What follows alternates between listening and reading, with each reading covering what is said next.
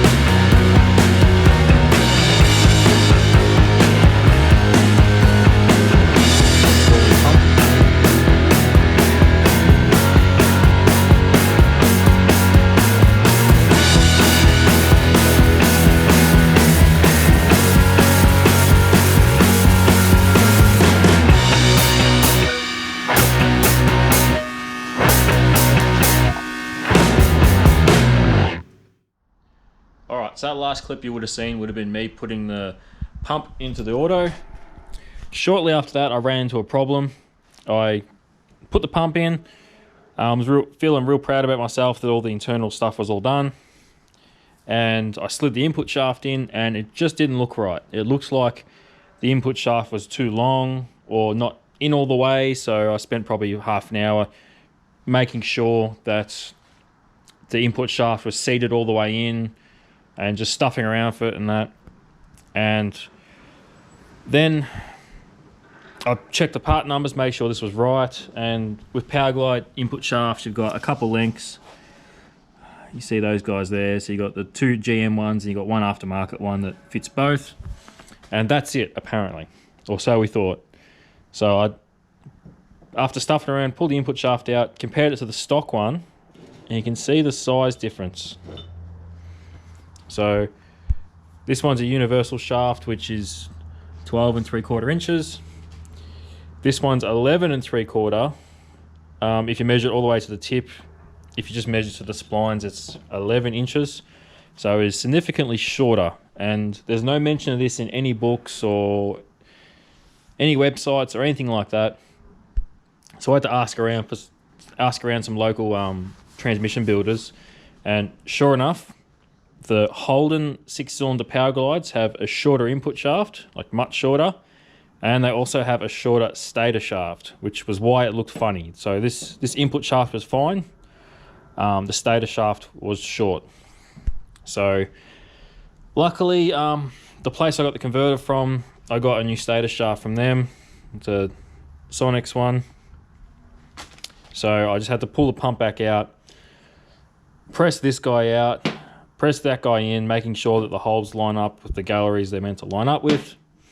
And we're back to where we started. So I'll drop the pump back in, slide everything, make sure it's 100%, and then we'll roll this guy over and do all the stuff on the bottom. But this took me a couple of weeks to stuff around and work out between asking people and getting the parts and getting this apart again and pressing it and stuff. So we're a couple of weeks behind, but we should be able to get this back together today.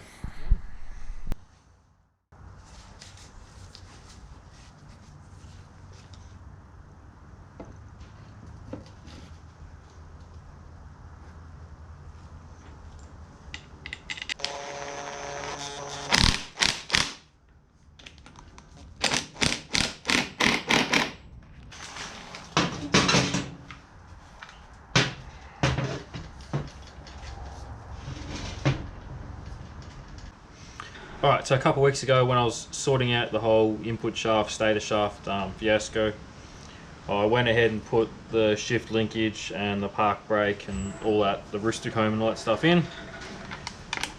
So that all works. So I'm at the point of putting the valve body in.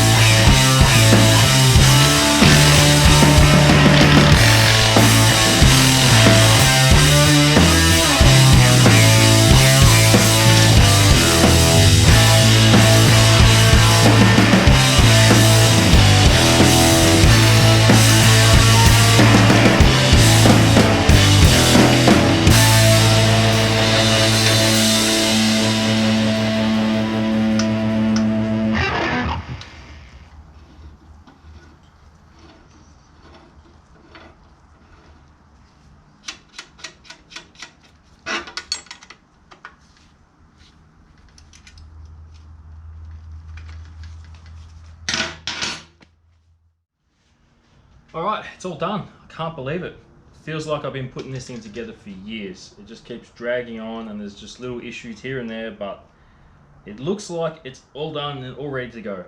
Besides, I've got to fill this hole here for the speedo drive because I'm not running one, so I'm just going to get a Welsh plug, tap that in there, and that's it. I can't believe it. So hopefully it works, because like I've said from the start, I've never built an auto before. I've had nothing to do with them. So with the help of the internet and the book and some instructions and that, hopefully I've done everything right. I haven't forgotten anything or stuffed anything up, and hopefully it does what it's meant to do, because that will be awesome. Thank you very much for watching. I hope you've enjoyed me struggle, put this together, and learnt a thing or two from my mistakes. And yeah, fingers crossed it works. So thank you very much for watching. I'll see you next time.